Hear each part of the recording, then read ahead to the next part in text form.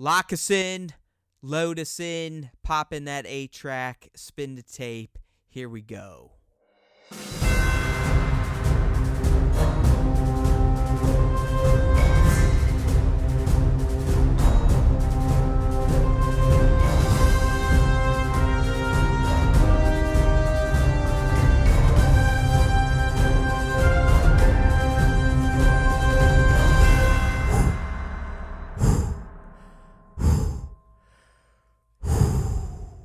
Hey now everyone, welcome back to a brand new Friday show, the Star Wars Time Show. Yes, lots of shows right there, but who gives a fuck? It's Star Wars time, and we all know there's always time for Star Wars time. And if there isn't, you're living life the wrong way.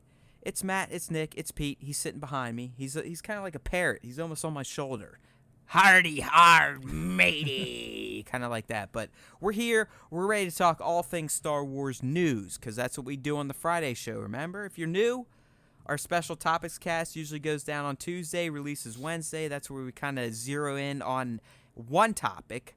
But our Friday show, that's our bread and butter. That's where we get nuts. That's where we cover our fandom segment. That's where we talk about Star Wars artists in the IG community. That's where we talk about new toys coming out. New this coming out. Galaxy's Edge shit. You never know what's going to happen in fandom. But then we'll go on and we'll dig into the new and important Star Wars news that has released throughout the week. So, welcome to Star Wars Time, the Friday show.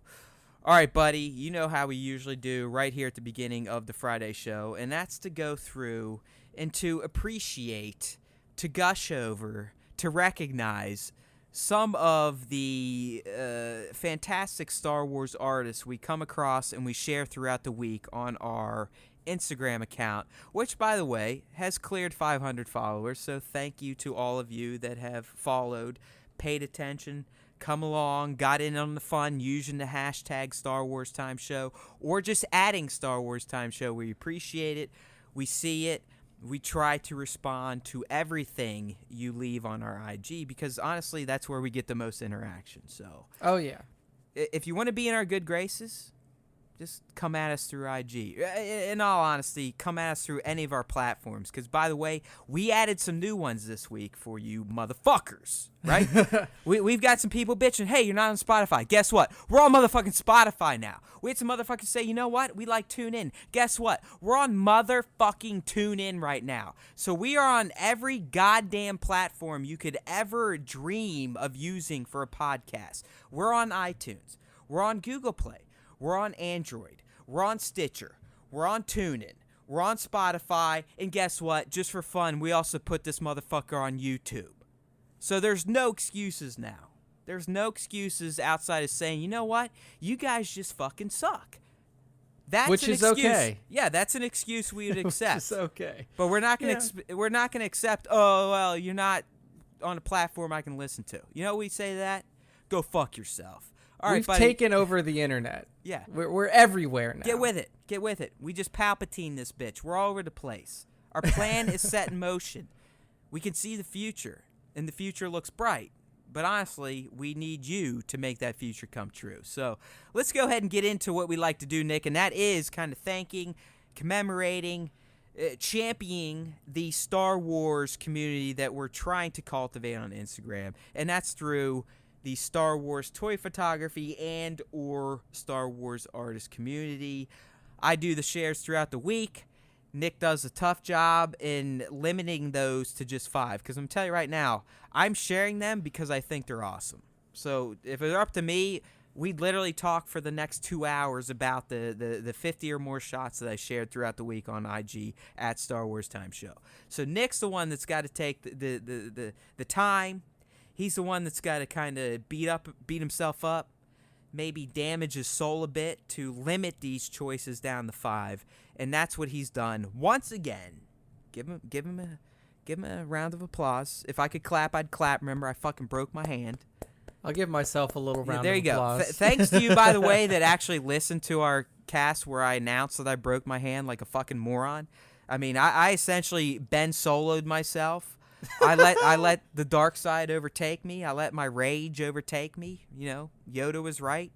Fear, anger, hate, And now I'm suffering because I punched a fucking concrete wall and I got a boxer's fracture on my right hand, my dominant hand, so it's nearly impossible to type, to do anything, to wipe my ass, to jerk off, you name it. It is a miserable life right now, but you know what? I'm fucking jacked. I'm happy.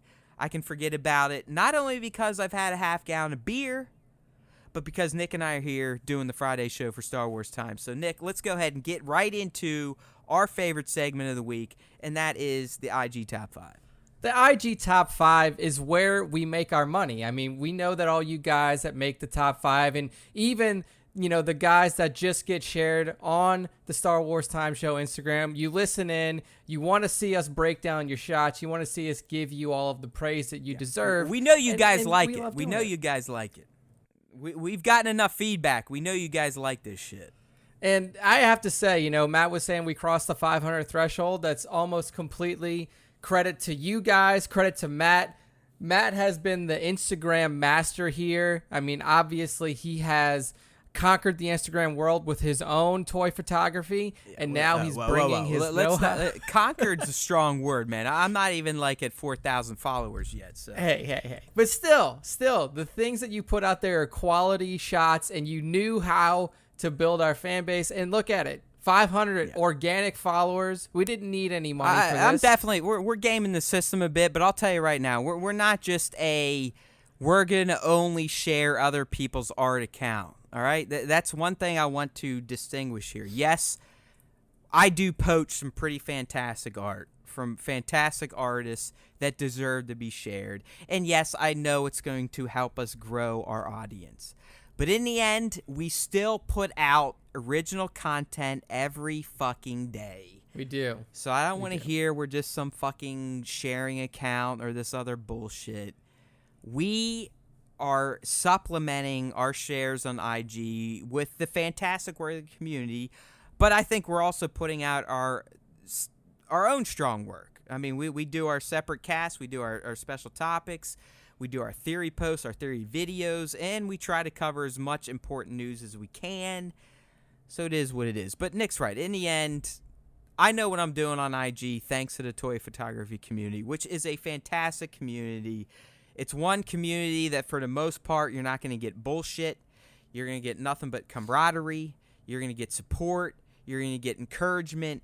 It's very unlike most social media communities these days, but I get it. I mean, we are cheating a little bit, but in the end, it's because we love Star Wars art. I personally love the art of Star Wars toy photography, but I also just love Star Wars art in general. So that's why we do what we do. All right, Nick, let's go ahead. Start it off. Top 5. Number 1, going to one of the OG, I think Black Series here has been in our top 5. I think one of the first 2 weeks that we started doing the top 5. I mean, dude, he's one of my personal top 5, top 3 artists out there. Yeah, I mean, the guy is an absolute master of toy photography, and he brought a Grievous shot this week that was just out of this world. I mean, there's fire on the shot. There's fire in my heart. Like, this doesn't even look like a toy to me. Like, this shot of Grievous. So if you think about Episode 3 and you think about the fight scene between Grievous and Obi-Wan Kenobi, when Grievous starts to spin his sabers and they hit the ground and they cut the ground up, you see all this fire and all the, you know, the metal of the ground on Utapau start to melt. It's a scene recreation from there, and this looks more menacing than the actual shot from the movie. Like, this was such a fantastic shot by Black Series here. The way that he used, you know, the particle effects, the fire, the effects on the lightsabers, the motion blur on the hands of Grievous, and just the smoke. It's insane.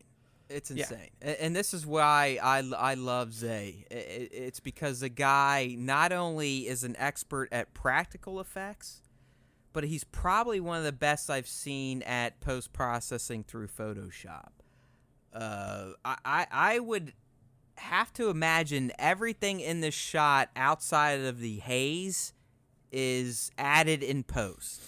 Wow. That's impressive. All the sparks, the lightsaber slashes on the floor, that's all like hand painted with Photoshop brushes. He's probably bringing in other images and blending them differently to make them look like they're a part of the scene. But I'm telling you right now, he's not lighting off fireworks in this shot. This is all digitally enhanced outside of the smoke, because I know Zay's a big atmosphere aerosol guy, so I guarantee where that's coming from. But as you said, just even the work on the lightsabers, in particular the top ones, to simulate the spinning, like doing that fan effect, that's brilliant. The other lightsabers are static, they're slashing the floor. Again, brilliant effects. The painting of the slashes on the floor, brilliant. I mean, that's what Zay does. Like I said, he brings not only top-notch practicality, but also the digital side, which to me, I fucking hate. I hate post-processing because I fucking hate Photoshop. I don't even use it. I use Infinity for iPad because it slightly makes more sense to me. But I still don't even know how to tap the full power of these digital editing software suites, because for some reason, Nick, and I am a computer science guy. I mean, yep. I'm a almost full professor in computer science. These fucking graphic editing software suites make no sense to me. Yeah. I all I understand is layers. Outside of that, when you're getting into layer mask this, sub mask that, layer mask, fucking mask, this mask, that mask. I'm like, go fuck your mask. All right? That's all I can think about. So that's why I'll never quite be able to produce this type of shit, because you not only know you have to be able to pose, you have to be able to do the practical, but you also have to knock out the park on the fucking post-processing. Because, dude, I mean, the spinning effect, the motion blur on his hands, that's all post. The sabers all post. And like I said, all the crackles and sparks and floor rips, all post. I mean, it's a beautiful shot all around. Like, I know we featured a Grievous shot previously, and I said at that time that we really... This wins it. Oh, yeah. Like, we don't see too many Grievous shots, but stuff like this from Black Series from Zay, stuff like the other shot that we shared a few weeks ago. This is why Grievous should be brought back in and featured more in toy photography, and especially in, these action-packed kind of pictures. I need to break mine out, but at this point, seeing this, I just go, what's the point? Yeah, and I mean, like, I just bought this fucking figure maybe 3 weeks ago. I don't want to shoot it now because of this shot. And really... this for those of you that are in the know, I mean, this is part of the C3P Bros JSI hashtag series, which it's Zay at Black Series, Jason at Work More or Less, and Spencer at SWTS. Every week they pick a theme, like a character theme, and they all cook up their own shots. And I mean, I shared all three, because usually when these guys do their C3P Bros shot, they warrant a share. Yeah. But I agree with you, man. I mean, we probably couldn't put all of their shots in there, both Work More or Less and SWTS, but Zay's definitely was the standout this week. Yeah, Work More or Less was fantastic. Swit did a great portrait, but to me, Zay was the first one that caught my eye, and I was like, fuck. Yeah. I believe my personal comment on this from my Haywood Pop was holy F. So, yes.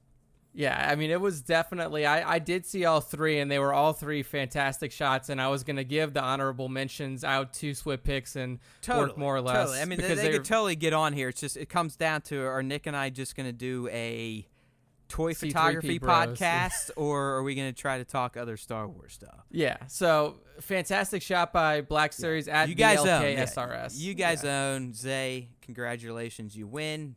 Make sure to rub it in the faces of at Work More or Less and SWTS. In all seriousness, though, we love all you guys. So we're just all fantastic shots. Jason, I'm fucking around. Spencer, it's cool. All right. All right, next up is another returning top 5 member. Oh, yeah. Will Candy Toy Photography, and this is a Death Trooper shot. And what I really like about this is it's got like this paint, this like kind of paint splash going on in the background, but not only in the background, the paint colors are also mirrored in the eyes of the Death Trooper. Yeah, that's the key. That's the key. it's fantastic smoke effects in front. I mean, it's if you look at just the posing of the figure, the way that the smoke interacts with the figure, and then also the color mirroring from the background to the eyes of the figure, I just think that this is a really cool portrait style image. Will Candy photography really caught my eye with the colors and just everything going on in the picture. I just think that this was really fantastic. Also, another figure that we don't see too often. I love this. Yeah. To me, this is, I'd say the Death and the Scare Troopers are the coolest looking troopers to me personally, and they both come from Rogue One, which just goes to show you how great their art design department was. But as far as this shot goes, it's kind of it's a complete opposite to Black Series, because this is 100% digital. Yeah. I would imagine Will Candy just took a shot of the trooper against a blank background and then layered in other imagery. But the important thing here is that Will Candy does that without making it look like it's just a bunch of mishmash bullshit. Yeah. I mean, this looks artistic to me. And as Nick said, I like how you get the blue wash in the eye slit on the right side, but it's darker on the left side because the colors would be different. Yeah, it's a cool shot. I mean, it's a portrait. You know, it's not really an action shot. He's just kind of standing there. But I mean, yeah, you have a great looking figure. Death Trooper, they're just badass. They got great helmets. They fantastic. The black armor is awesome. This guy's got the extra ammo pouches up there. He's got the shoulder pauldron going on, so he's like a commander, a captain Death Trooper. But it's a pleasing looking shot, and that's all that matters. Definitely. So at Will Candy Toy Photography on Instagram, beautiful shot. Honestly, if this was like a purchasable image, I would probably hang this up somewhere. I just like the way that it looked. I like the way that the colors in the background interact with the colors of the Death Troopers' black armor. Yeah. The smoke, I just think it's really cool. I think, it's it's very you're right. It's a very poster-like artistic shot. Yeah. I mean, it's not. It is slightly different than what we usually feature. I mean, a lot of the shots I zone in on are either in the real world or like a full-on digirama with a dio. I mean, this is purely art to me. Exactly. This is artistic vision from Will Candy. So right. Using action figures, which makes it even better. Yeah. Well played. Next up is another scene recreation and another returning top 5. This is the first time we've had 3 returning top 5 members here. Snapshot 5, the letter O 1, with a beautiful episode 3 scene recreation using Obi-Wan Kenobi and also it looks like the figures that are used for the hologram. All right, here. I'll give you some insights. You're 100% right. So I also have this ROTS Kenobi on pre-order. Yep. And if you do get the deluxe version, what you see there of Sidious and Vader, those actually are like little miniature hologram deals. Okay, awesome. Yeah, so you nailed it, buddy. You got it. Yeah, because it looks like, I mean, the way that the shot is recreated is almost perfect from what you see in the movie. So It's a fantastic job just staging the figures here by Snapshot. And then it also looks like he put in a little bit of extra glow on those, on the Sidious and the Anakin Vader characters. You're exactly right. And he definitely added a little. I don't even know if this is a he. Snapshot's profile pic is Alita. Yeah, Alita, Battle Angel. Could be a boy. Again, we're not into any of that nonsense that people get all worked up about. We could care less. If you're a boy and you want to be a girl, if your girl want to be a boy, have at it. We don't care. I just sometimes I feel bad talking about these people not knowing their gender. So either way, Snapshot, boy or girl, it doesn't fucking matter, right? Yeah. All that matters is that this is a badass looking shot. This is a beautiful shot of ROTS Kenobi realizing that he has failed himself, Anakin, and the Jedi Order. Yeah, and one thing that I noticed from this shot too, just because it's such good quality from Snapshot, is the the soft clothing on Kenobi is just absolutely insane. Like the Jedi robes, like that's some crazy These quality shit. These are those $250 plus Barbies we've been talking about. I mean, like I said, I've got this guy on pre-order, so Snapshot clearly has way more money than I do because I usually do payment plans and they come out when they come out. But yeah, he's killer. And if you're a longtime fan of Star Wars Time Show, which I doubt many are, you know I don't like the prequels. But I've now Obi is now my third or fourth prequel Hot Toys, so we're talking like almost $1,000 of prequel figures. So yeah, you make it what you want. I love Star Wars in the end. Yeah, and I mean, look, I just don't like how those goddamn movies were told. I love the characters. I love Ewan. I even like Hayden. I love Natalie. I love Jar Jar. I just didn't like the goddamn stories.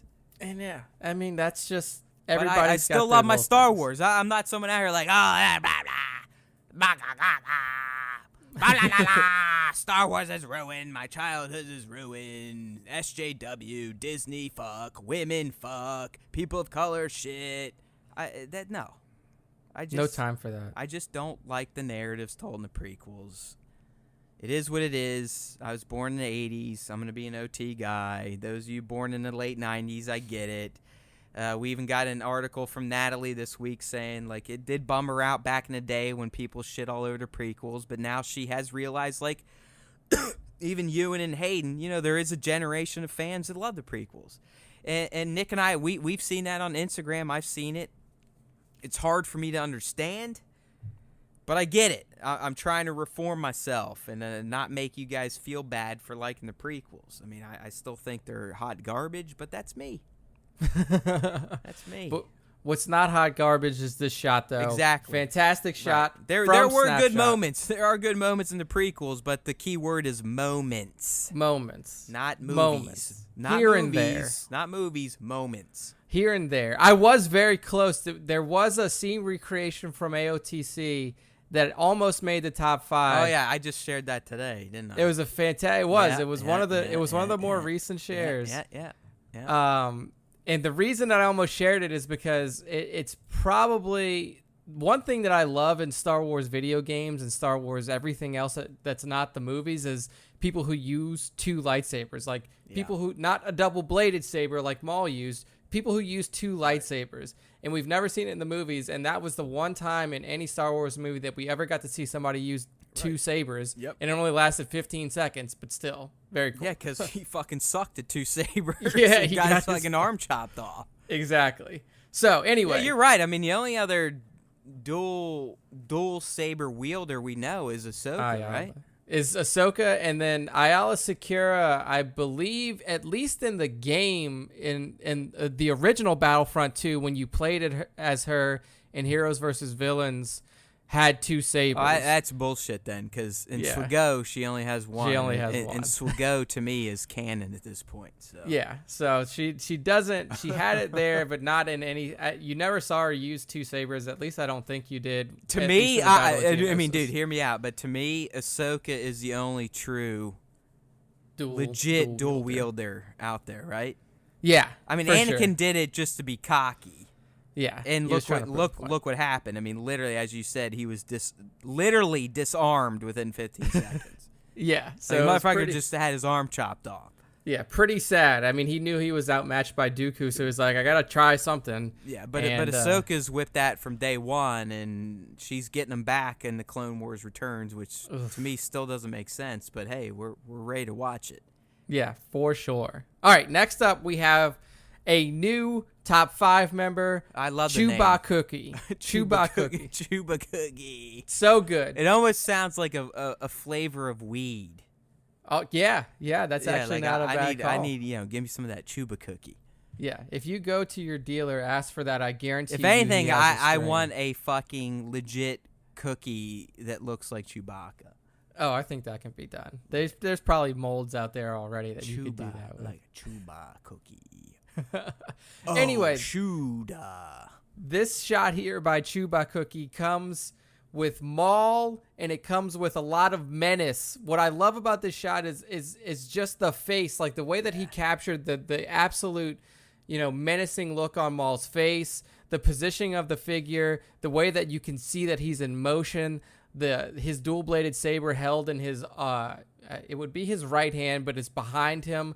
I just like the way that this shot is set up because it feels like he's about to walk somebody down and slice them in half. Like, I just love the way that everything was built here. It's fantastic. So the first thing I want to say here is I want to start doing dark light photography because Zay excels at it, Black Series. Chuba's doing it right here. So essentially, I mean, these guys are shooting this in a dark setting, either outside or inside. Then they're using artificial light to light it, which allows you to kind of get that pop in the back, Nick, where the atmosphere kind of pops and almost wraps around the figure to make him stand out. Yeah, this is something I have fucked around with recently. I've done some Thanos shots, mostly with just plain black, but I'm still using kind of a Dio background. But this is something I want to get into more. The one thing I question here is in Chuba's original caption, he's listing this as a Black Series figure, and I don't think it is. The only Black Series Maul I know that exists, he does not have. Yeah, maybe he does have. Yeah, I think I'm wrong. I'm wrong. I didn't think Black Series Maul had a plain head. I thought he was hooded head only. Okay. But I could be wrong. Give me 2 seconds. I'm gonna go look at my figure. Go ahead. He's gonna go check it out right now. But yes, I literally have one in box. I got it from Star Wars Celebration. I'm gonna be looking at that one. So go ahead. I'll be right. I remember when you picked it up. But yeah, like Matt was saying, what really makes this shot pop is you have this light source coming from the right side of the image, and it's a completely dark background. It almost is reminiscent of Darth Maul in the fight during Star Wars Clone Wars when he's approaching Obi-Wan Kenobi on Tatooine. That fight happened at night. So seeing the positioning of the figure, his clearly walking, staring at a target, it almost makes me think of that moment from Clone Wars when he comes out in the darkness of Tatooine to confront Obi-Wan Kenobi. So, unfortunately, I'm still undecided here. You can't tell because the Celebration 19 definitely does not come with a second head. But for some reason, in the back of my mind, I still feel like the original release did. All right. Either way, it really doesn't matter. It doesn't matter, even if it is the SH Figure Arts Maul, which to me it looks like it is. The point is, it's a damn great picture of Darth Maul. Absolutely. Like I want everyone to say, I'm not sitting here trying to bust Chuba's balls over misidentifying it. It could very well be the Black Series. And when I look at the knee joints, it does look like Black Series. I can't remember if the original Maul came with a plain head. Because I can tell you right now, the Hasbro one that you could just get now in the old school TPM packaging definitely does not come with a bonus head. So yeah, I remember you picking that up at Celebration. Yeah, it did not look either way, like it's fantastic. I mean, Maul always will be one of my favorite characters. It's one of the reasons, and I hope even with my gimpy ass bullshit hand next week, I can finally get out my TPM epic, if you will. I mean, it basically is an epic. I mean, it's like Homer, essentially, the Iliad and the Odyssey, but it's about my justification for why I think TPM isn't the worst Star Wars movie. There you go. We've been waiting for that for a little while. I know, I've been teasing a long time, but I've wanted to hold it to the true 20th anniversary of TPM, which literally is not even next week, but it would be next weekend. I believe it's May 19th, if my memory serves me well, because I was there May 19th, 1999 to watch it, and I went on to see it 9 more times in theater. That's dedication. I'm TPM not going to lie. I enjoyed TPM. I still do. It's the one prequel I can watch and be like, you know what? That's not a complete pile of shit. Yeah, I mean, the fight at the end is fantastic. And really, one of the biggest reasons because of this guy right here. Yeah, Darth Maul was standout. In my pitch on TPM for not being the worst movie, I believe has some good points. And some of the points are, we forget about, we got a lot of great lore from TPM. We did. This guy being number one. And then he stayed around. If you haven't watched Star Wars the fact that cartoons or anything like that. This motherfucker was killed in the movie, but he was so awesome, George himself decided to resurrect him. Yeah. And he's still going. This motherfucker's still going to come back in the Clone Wars Returns. Yep. You can't get rid of him. He's in the goddamn live-action movies. Like, he literally came back in Solo. So, fuck, TPM isn't the worst. But I'll lay that case for you next week. Hopefully, you may not be able to read it because I literally can't type. It's like I'm using my feet to type at this point in time. He needs to get, Matt, you need to get an oration, like software where you can say it and then it just types it up for you. Whatever, but I can tell you right now, my right hand is essentially a club at this point. So the only way I can type with that is just smashing on the keyboard and getting a blah, blah, blah, blah. There you go. Anyway, Chupa Cookie, well done. Yes. Final top 5 we have here. There's actually a slight name change from what you see within. What's going on here, man? So I think what ended up happening here is that when Matt shared the image, fantastic image by the way, of Darth Vader in a kneeling Kylo Ren with his saber kind of on the ground, almost in a stance where like Vader is almost like knighting him. He doesn't have his saber ignited, but like he's almost recognizing him as a peer, like, you know, you are now my follower or something similar to what Palpatine did with Vader in episode 3. Good point. That's exactly what it is. So except Kylo has his sword out like a knight would, like. Exactly. Yeah. So that's what I thought was really cool is he's actually got, 2 hands on the blade, the point of the saber into the ground, kneeling in kind of, prostration in front of Vader. Like, this is Kylo's his dream, everything that he's ever wanted. This is like, I am yours, Lord Vader. Yeah, I mean, it's a beautiful, beautiful shot. The background, they're clearly on some sort of like, the setting for this would be some sort of rocky planet. Maybe Kylo just, did a task for Vader to finally win his acceptance and his admiration as a fellow dark side Force user. I mean, I could see this whole scene playing out in my head. It's a fantastic job. And the person who took this picture, the original share was under the name Brown Man Figures. But Oops. Since then, I feel like Brown Man has changed his name to Kachi Boink.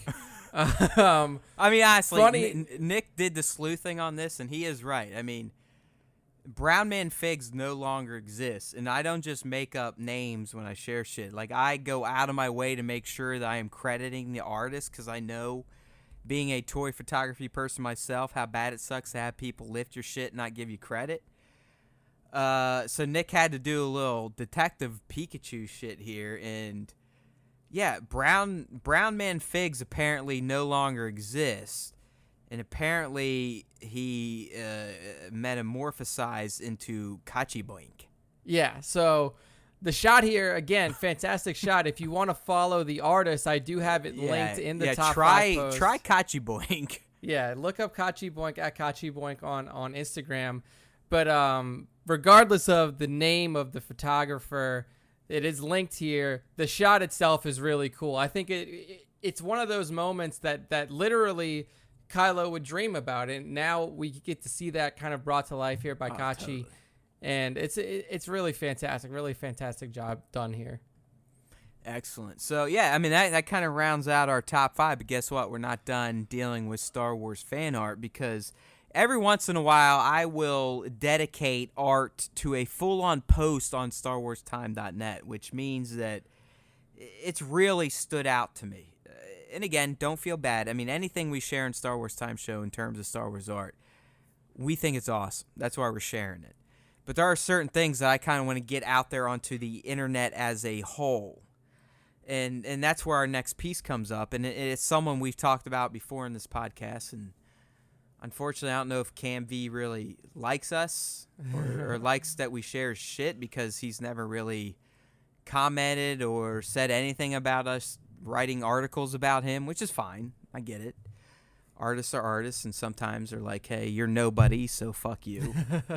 I kind of feel like that's Cam's take, but in the end, I don't care. I'm still going to share Cam VFX on Instagram. I mean, the guy to me is making some brilliant Photoshop work, and this week he dropped his idea of what the Rise of Skywalker poster could look like. And he's done this now for all of the new movies, including Rogue, Solo, TFA, and TLJ. And what he's doing, my friends, is if you're old enough to remember, there is a Star Wars, like A New Hope 1977 Star Wars poster out there that's very stylized, that has Luke with his bare chest showing. Yep. He's got his white lightsaber extended above his head. Leia's on his leg. Leia's all like sexy with her legs split and her legs basically fully shown all the way up to her private. I mean, it's very risque. Exactly. It's very un-Star Wars-like. But it's an iconic Star Wars poster, and that's kind of the vein that Cam VFX has taken with his recreation. So his latest for the Rise of Skywalker also plays on that. So, we got Palpatine being the main figure, the busted Death Star behind him. You got Kylo's new TIE fighter, and then obviously you have Kylo and Rey back to back, kind of implying their duality. You can see Poe and Finn back there. It's just, dude, these are fantastic. Yeah, I love this image so much. And like you said, this should be the official poster for the Rise of Skywalker. It perfectly captures everything that we expect to see in this film. Palpatine back as the big bad. We see his old visage that we've seen in movies past. You have Kylo, you have Rey. Even off to the side, you can see Finn and Poe there as well. Everything that is important about this final film of the Skywalker saga is encapsulated in this image. The only thing that you could argue, maybe should be there is, I don't know. Actually, I can't even think of anything, like everything that should be here is there. I was going to say Luke, but Luke is not going to play a big role in this movie. You could argue Rose potentially. Yeah, Rose, you could say, But Carrie. I think he pulled from what was featured in the teaser, so I get it. Exactly. There's really nothing else you could add here. You didn't see anything else except for, you didn't see him, but you heard Palpatine. You saw Rey Kylo. You saw Poe Finn. You saw the new TIE. You saw the Death Star. Yep. So it all makes sense. It's beautiful, and within the post on StarWarsTime.net, and that's where you should go check it out. I've also included his other creations for the new movies. You can see it. The Force Awakens should be a real poster. The Last Jedi should be a real poster. Rogue One should be a real poster, and Solo should be a real poster. So, the fantastic thing to me is, if you've seen these posters before, it's easy to kind of pull off the style that not the style, but the flair that he goes with when the characters are holding lightsabers. But the way that he did it with Rogue One and with Solo, using the blasters and the lasers from the Death Star and Rogue One, just really fucking knocks it out the park and shows that this guy knows how to compose. He's doing legit photo manipulation. I have no clue how he gets Jyn to shoot up, or Cassian to shoot out, or Solo to shoot up, or Kira to be in that pose. It's mind-boggling what people can do with Photoshop. If you people are big into geek art, geek culture, Photoshop art, you probably have heard the name Boss Logic. He's been mentioned on Jimmy Fallon. He just got flown out to attend Endgame. He's made posters for Endgame. But he kind of does the same stuff to what Cam V's doing here. Obviously, Boss is way more known at this point, but I think Cam should be known, even though he doesn't really give a flying fuck that we honor him. And like I said, that's fine. I'm the one picking this stuff out. It's not like they're telling us to. I do this because I think it looks awesome. Some people love it. Some artists are like, go fuck yourself. You're not big enough to even warrant a discussion. So I feel like that's where Cam's at, and that's fine. But I'm still going to share his art because it's fucking fantastic. Yeah, good stuff. There's a lot of fantastic stuff on his feed, so make sure to go follow him at Cam, CAMVEEFX on Instagram. One of the coolest ones that's on there that I just saw is a concept poster for the Diego Luna TV series that's going to be coming out on Disney Plus, and he entitled it Fulcrum, a Star Wars series implying that not only will we see Cassian Andor in there, but we might also see a little bit of Ahsoka Tano in there. So cool stuff all around. Go follow him on Instagram. Fantastic artist. Photoshop. He kills it. Definitely worth a follow. Next up, Matt, we have a Funko Pop thing, and this is your world. Funko Pops, man. Yeah, it used to be my world. It no longer is, but I'll tell you what, I've already pre-ordered this dumb bastard because I, myself, am a dumb bastard. There we go. So we just learned this week that GameStop has an exclusive animated holiday special Boba Fett. And if you're sitting here going, what the fuck's an animated special Boba Fett? First thing I want you to do is take your fist and punch yourself in your eye. Because you're not a Star Wars fan. If you don't know who the fuck this is, you're not a Star Wars fan. Or you're a little kid like my kid. In that case, don't punch yourself. Animated holiday And honestly, if you are a little kid listening to this, punch your parents. Because they haven't shown it to you yet. No. This is not a podcast you should be listening to if you're that too. If your parents are against fucking shitty language like I just said. That's Notice true. how I just tried to explain we use explicit language. Instead of saying we use explicit language, I said because of this fucking shitty language. There you go. That's all you need to know. So in the end, go ahead, let your kids listen. I turned out all right listening to basically two drunken sailors as parents in terms of their language. It is what it is. Matt in particular, myself, yes, I'm going rock on you. I like to use a lot of French. But anyways, animated holiday special Boba Fett. So if you aren't familiar, again, shame on you, but this is if you've ever seen a version of a blue Boba Fett going, and I like how I keep switching between Baba and Boba. Yeah, I noticed that. Whatever. I mean, that's what happens when you have a few fucking Coors Lights before the cast. It's Boba, right? Is it Boba or is it Baba? Yeah. You say Boba, I say Baba. Like you say tomato, I say tomato. Is it one of those things? I think it might be. Yeah, either way, if you've never seen this guy, this is the blue version of Boba Fett.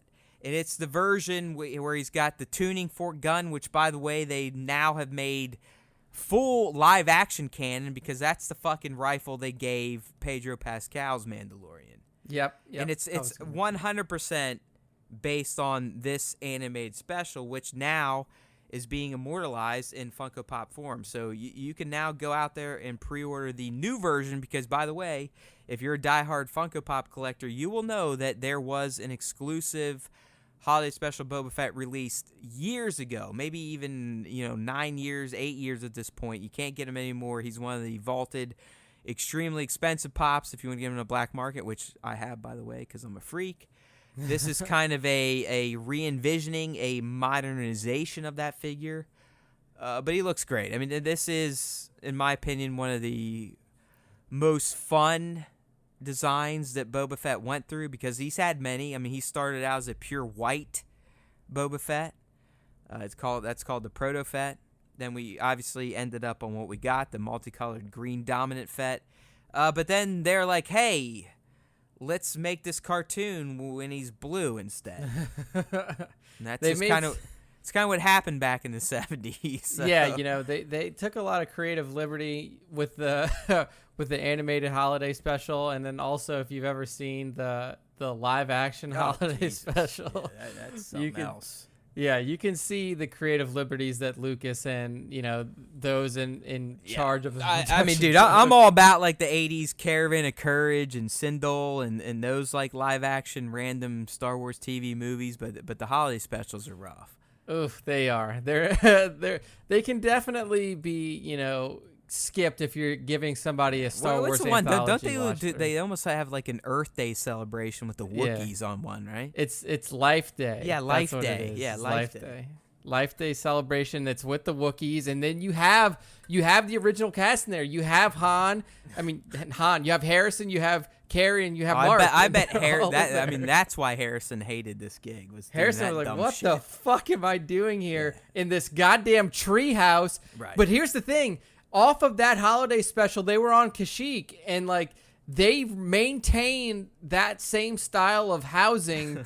in Kashyyyk in episode 3. Like, go watch that and then watch episode 3. You'd be like, holy shit. Yeah. Like, they built this shit out back in, the the original trilogy days, and they kept that for episode 3 all the way in 2005. So you got to say that at least, if anything, George was consistent with his ideas. I think it's one of those deals where George still is like, I don't know if this is going to work or not. So he probably was like, oh, yeah, go ahead and make one of those. Fuck it. Who cares? I mean, yeah, it's just a giant tree. They just live in trees. They just live in big-ass trees. Yeah. Star Wars, do a holiday special. Fine. Whatever. I don't even know if I'm going to be making any more movies. Go for it. Let's capitalize. So, yeah, so he's out there. You can actually pre-order him now from GameStop. I'm going to tell you, he's a fucking ripoff. Because GameStop's forcing you to do shipments, and the cheapest shipping you can get is $8 on a $12 fucking Funko Pop.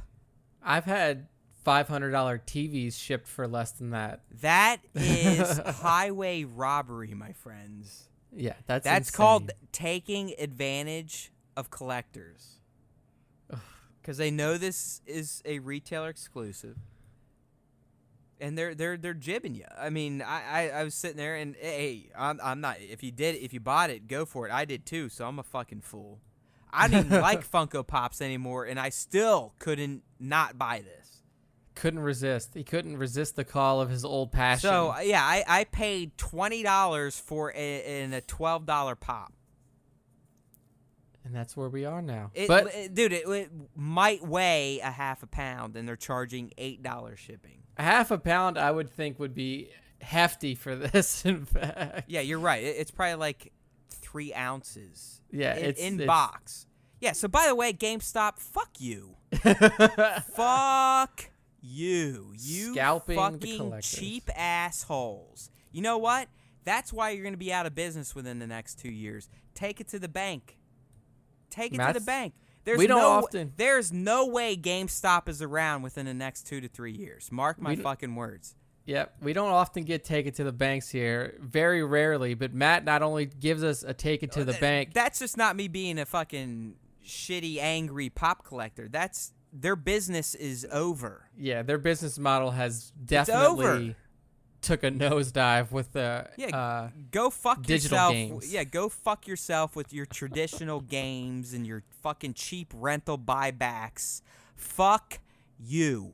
You're gonna fail because you jib fuckers on $8 shipping for a fucking Funko Pop. Eat a dick, GameStop. Let's go. Moving on. Next up, Matt, you found this one, or you dug this one up. This is this one sucked because. With your broken ass hand.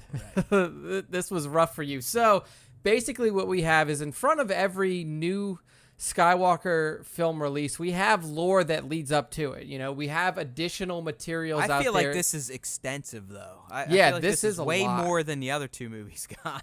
Yeah, you know, ahead of TFA, we definitely got basically the entire re-release of expanded universe outside of the movies. So we got the re-release of comic books, we got the re-release of novels, we got the re-release of children's books, young adult books. We had the aftermath build up, and then you kind of had like the who's Rey, who's Poe, who's Finn. Exactly. But for TLJ, you didn't have that much because it wasn't much at all. Yeah, but now leading into the Rise of Skywalker, we have another slew of expanded universe materials. 21 new books and comics you will be able to consume between now and the release of the Rise of Skywalker. Yeah, and with some filling in gaps between TLJ and Rise, and obviously others detailing the production of Rise, so on and so forth. So you book people, you're going to be busy. Yeah, exactly. Like you said, there's a lot of good information. The first one that we have featured here, and we're not going to go through all of them because there's just too many. Not at all. Yeah, I mean, but Nick will link you up and all that fun stuff. Yeah, but I mean, there's so much shit coming. The one that I want to call out though, and this is for all of you novel readers out there. I'm trying to get back into it. I was super hardcore into old expanded universe novels previously. I'm dipping my feet back in now, but this novel, Resistance Reborn by Rebecca Roanhorse, is a fantastic lead up into the Rise of Skywalker. So the description for this book is basically, I agree. Yeah, that Finn. This is all of the original. You know, all of the characters from TLJ. So you have Finn, you have Rey, you have General Leia, and then you have Poe. They're all working together to rebuild the Resistance. And this is what we've been talking about so much in our speculations. Where is the Resistance going to be when we get to the Rise of Skywalker? It was nothing at the end of TLJ. They all fit on the Falcon. This book's going to tell that story, so exactly. I think you need to read this. Yes. If anybody is going to read it between the two of us, it's definitely going to be me. I'm telling you right now, like I'm not even going to pretend. Like this is all on Nick. So if he doesn't get it read, send him the hate mail. Yes. It comes out on November 12th. So I mean that's got a month. more than a month. And I do, as Nick said, I think this is probably the most important book to consume because it sounds like it's honestly going to be the direct sequel to TLJ. Exactly. You're walking right up to the start of the Rise of Skywalker with this book. And right, Nick, you're going to get some Leia insights, which we're clearly not going to get a ton of in the movie. Yeah. That's going to be the really interesting part of this is how are they going to try to incorporate, like start building towards Leia's eventual end with this novel? You know what I hope? I hope they reference that her Deep Space Act. And I know this has been said, and I think they will go this way, but that her space poppins is going to be why she's probably going to die. Yeah, weakened to a point. Right, like they're essentially going to admit that whole being in deep space without a spacesuit and relying on her Skywalker middies to get her back, even though she did get back, it pretty much, that was the death nail. Yeah. Like it's no different than, Spock and Wrath of Khan eating all that nuclear power to save the fucking Enterprise. True. Yeah, that's a good point. I mean, basically, she took it. Yes, she lived through it. She's essentially relying on her Force royalty blood to keep her alive. Yeah, and but that can only last. Yeah, it's just too much. It's just too much. So this novel is fantastic, gonna tell a lot of important storylines for those of you out there who are into the expanded universe. November 12th, like Matt said, make sure to pick it up. But within this, you have tons of material. You have pop-up books. You have children's books. Pop-up book. I think another one of note would be the Star Wars Allegiance. This is going to be a Marvel Comics runs that coming out. That's definitely one to look into. Star Wars Force Collector seems neat because it's going to introduce a whole new character during the time of this new trilogy. Yep. If you got little kids, my daughter loves the A Little Golden Book series. They're going to be coming out with a Star Wars We Are the Resistance book, which is fantastic. It looks like another, you're going to get The Galaxy Needs You, looks like a children's book with Rey on it.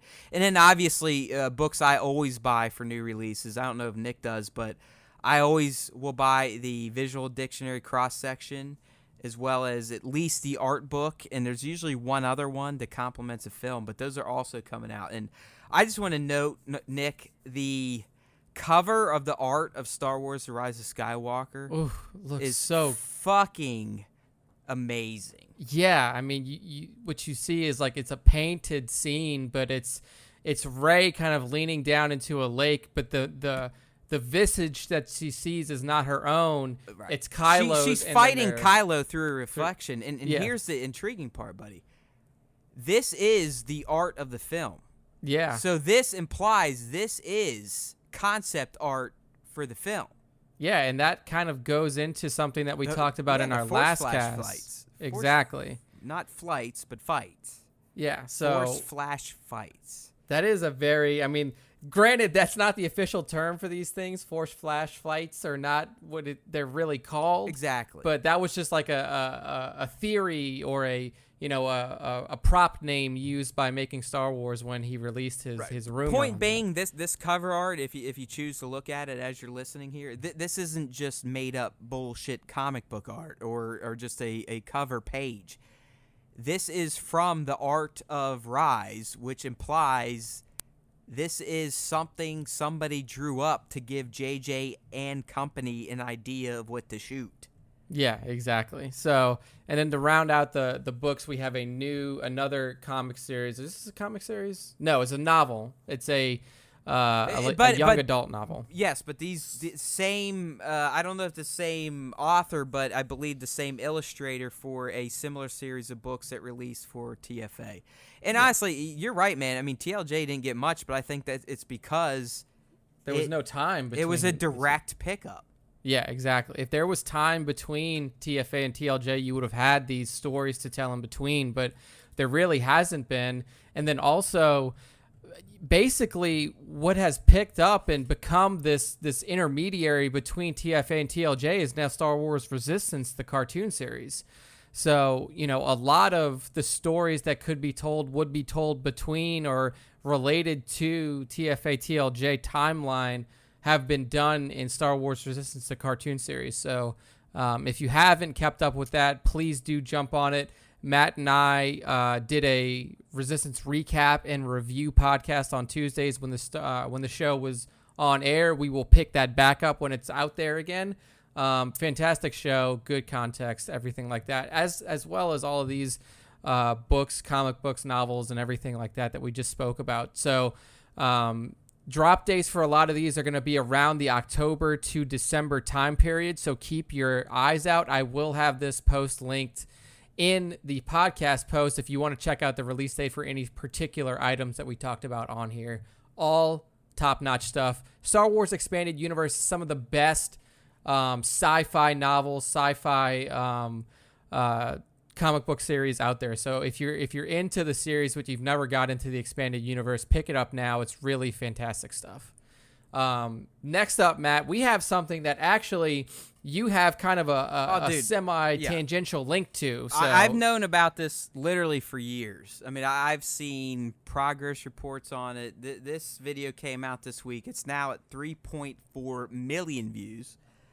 By the way, when Star Wars Time shared it, it was at 5,000. So everyone can suck my collective dick. Because honestly, this is what I've been doing for the past 10 years. I break awesome and no one gives me fucking credit.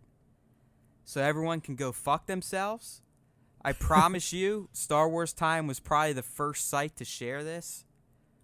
We'll never get the credit. We shouldn't get the credit for the work because we had nothing to do with it. Point being, I've known about this forever. I knew it was coming. I got the tip off. I shared it first. It has now exploded. It's getting the recognition it deserves. It's at 3.4 million views, 202,000 up likes, 2.6 down likes. Those are just fucking morons. We get it. I think they've added upwards of 20,000 subscribers since this release. But what we're talking about, this is a reimagining of Star Wars Scene 38. And if you're not familiar with movie lingo, Scene 38 in Star Wars is a scene in A New Hope where the good guys are escaping while Obi-Wan is dueling Vader. And what these guys did, and I'm not going to drop names because I know the actual creator doesn't want his name out there for some reason. It's probably because he's pretty huge in the movie industry.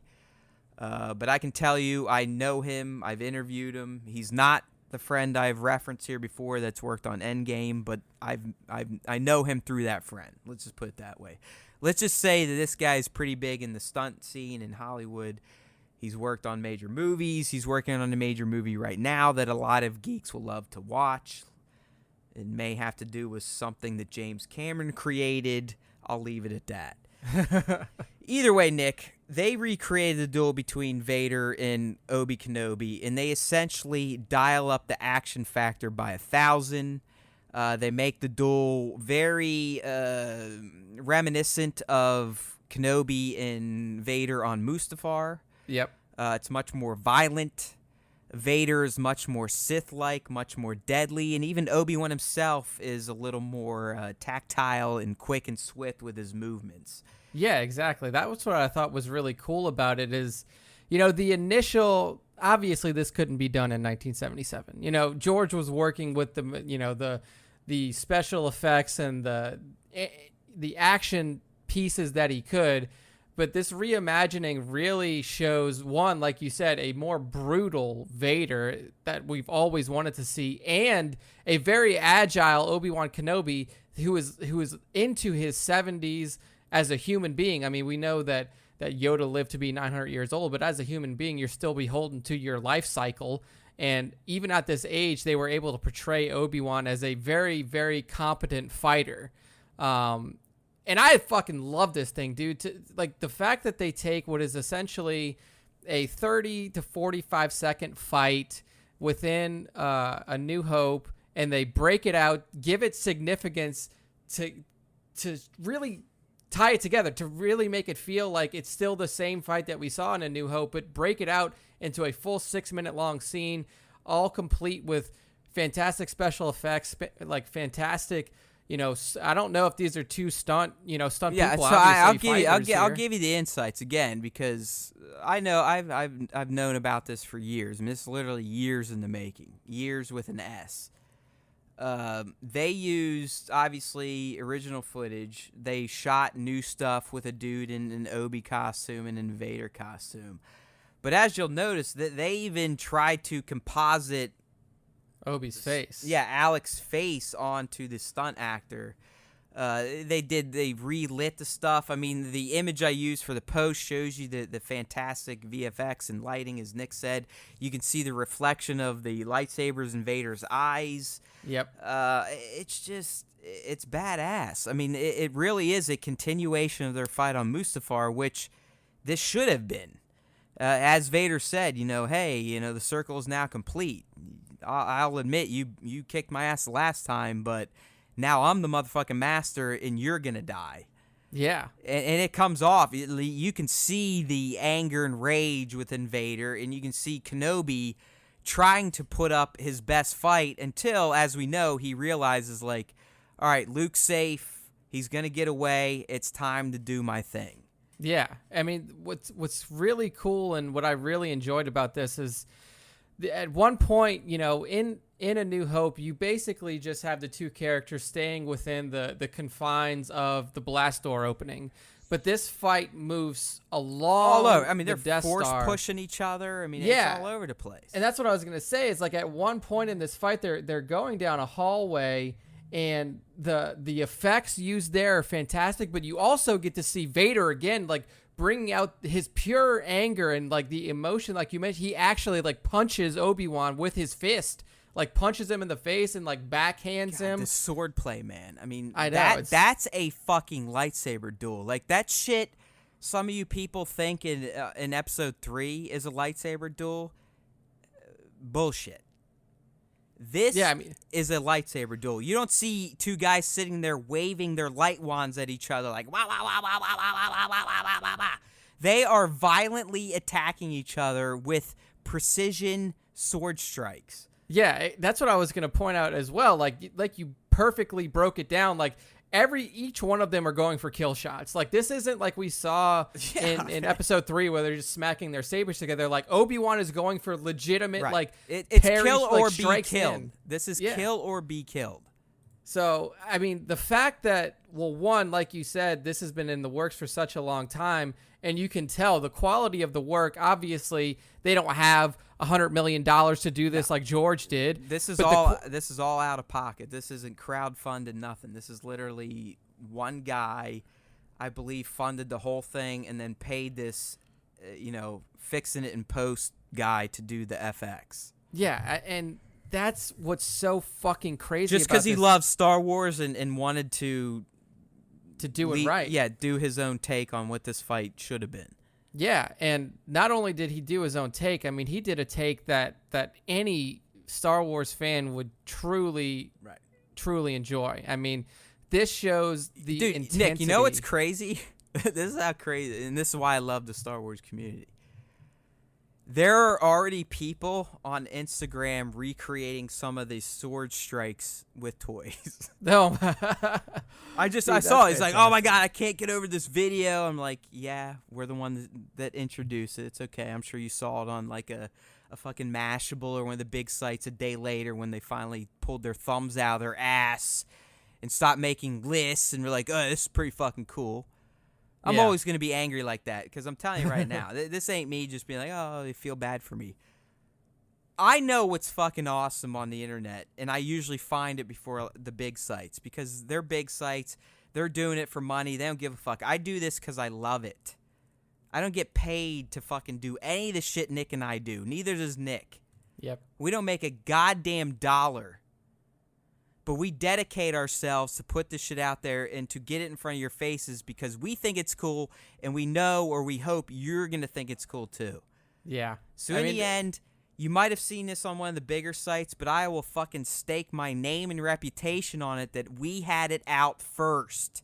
So that's why the fuck you should be tuned into Star Wars Time. And if you don't like Star Wars, you should be tuned into Entertainment Buddha. Yep. That's all I'm going to say. I get the shit out before anyone else. Everyone can suck my dick. I don't give a fuck at this point. Fuck the big sites. Fuck the pretenders. I'm a real geek. I'm a real Star Wars fan. That's why you're going to see shit like this first from me and Nick. He broke it down in a true fashion, my friends. Sorry. I'm not yelling at you people. I'm not angry at you guys. I love you guys and girls. I'm just being 10 years into this shit. It's frustrating that these big sites dip in. They're like, oh, look what we found. It's like, fuck you. You didn't find shit. You found it because I took the time to find it, put it on an aggregator that then gets it out on the internet because our sites are little and they don't get any fucking love from Google because Google sucks dick too. Fuck you, Google. All right, I'm over it. Let's move on. Let's move on. All right, so I get angry. If you want to see this post, I'll have it, or you want to see this video, I'll have the post in the podcast links. Again, a fantastic job. There's so many amazing things that are in this video that really bring out the intensity of the fight as it should have been in 1977, but obviously George was working with limited resources. Moving on, we have some Mandalorian news. Yeah, we're out of fandom. Now we're getting into that newsy part of the show here. Yeah, some real news. So stomach gas. The Mandalorian, as we all know, is ready to drop in November along with Disney Plus. One season. Can't wait. Sign me up. What is it? Fucking $6 a month? $7 a month, something like that. Well worth it. Oh my God, that's insane. I'm gonna make my kid pay for it. It's so cheap. Yeah, just have her allowance go to Disney Plus rentals because she'll use it more than you do, probably. Damn Skippy, man.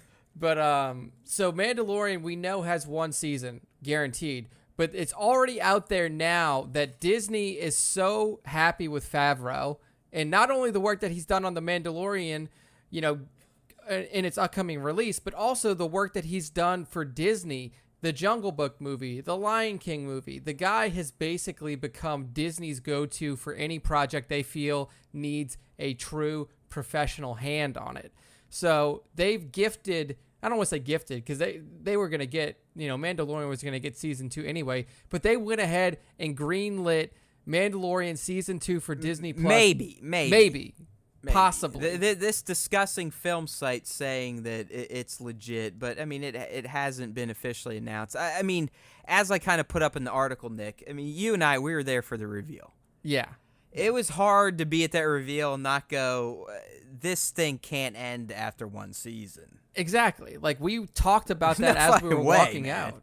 Yeah, we were fucking leaving the arena and we're like, this has got to go at least 2 seasons. There's no way. Dude, I hope it goes 8 full seasons, unlike Game of Thrones, which, in my opinion, is suffering heavily from its decision to end things prematurely with shortened seasons. Fuck you.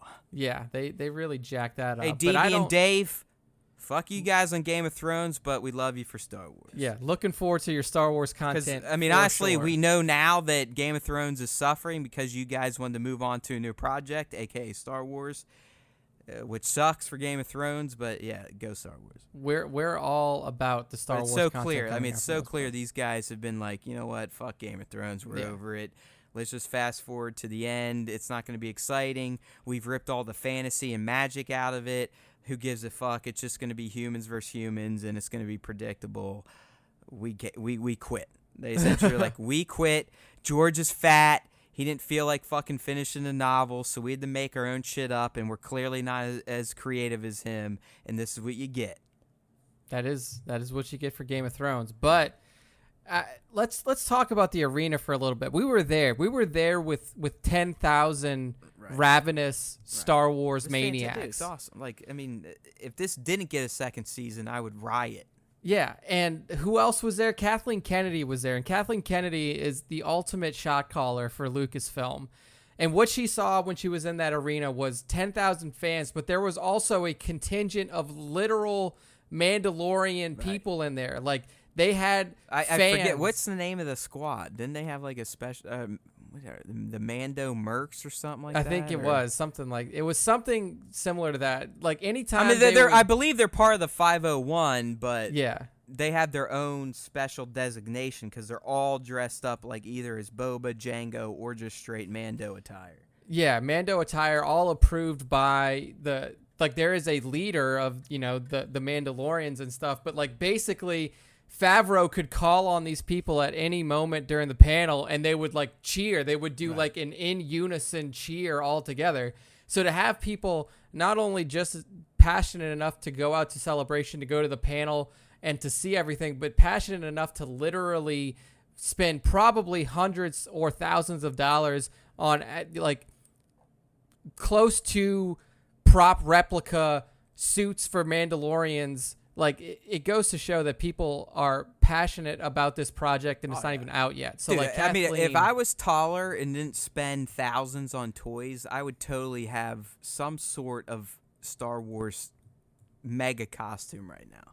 Yeah, I mean, I don't know if I'd go out and cosplay anymore because it's not weird. It's just I don't want the attention. Yeah, I know. You saw the Celebration. Like, these fuckers, they just go there and they know all that's going to happen for them is they're going to be bothered and asked to take pictures. Yeah, it's like, and obviously that's what they want. I get it. I don't want that. Like, I want to dress up and just sit in my basement and be by myself in like a fucking stormtrooper outfit. Yeah, just Matt or sitting like by. I could be like miniature Darth Vader, like a fucking 5'6" Darth Vader. Dude, that would be hilarious. You know how like, funny it would look? If you went, it would almost be like fucking Dr. Evil and Mini-Me. If you went, like, if next time we go to Celebration, if Ryan dresses as Vader. I was gonna say, I was like, we should make Ryan the intern dress up as like either Palpatine or something, and I'd be like Mini Vader. Yeah.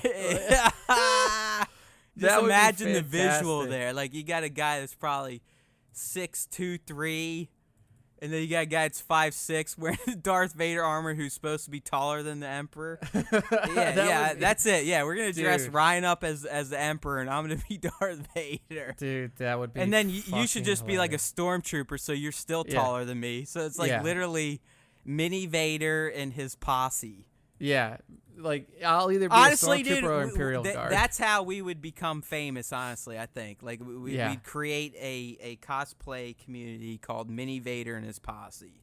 That would be fantastic. And we would probably already have more fans than we do now just by dressing up like assholes. Yeah, pretty much. So you yeah, guys, like, I could like ride on Ryan's back, like he could like fashion a backpack for me. Oh my god, that would be the shot. Like, you imagine me riding on his back like he's dressed as Palpatine, and I'm dressed as Vader riding on his fucking back. Dude, like a little kid. It would be the dark side recreation of Luke and Yoda on his back. Exactly. Oh man. Good anyway, shit. so if the Mandalorian is getting a second season, which I think Nick thinks it. I think it's going to be a foregone conclusion. Again, this isn't official, but Discussing Film is saying that they know it is.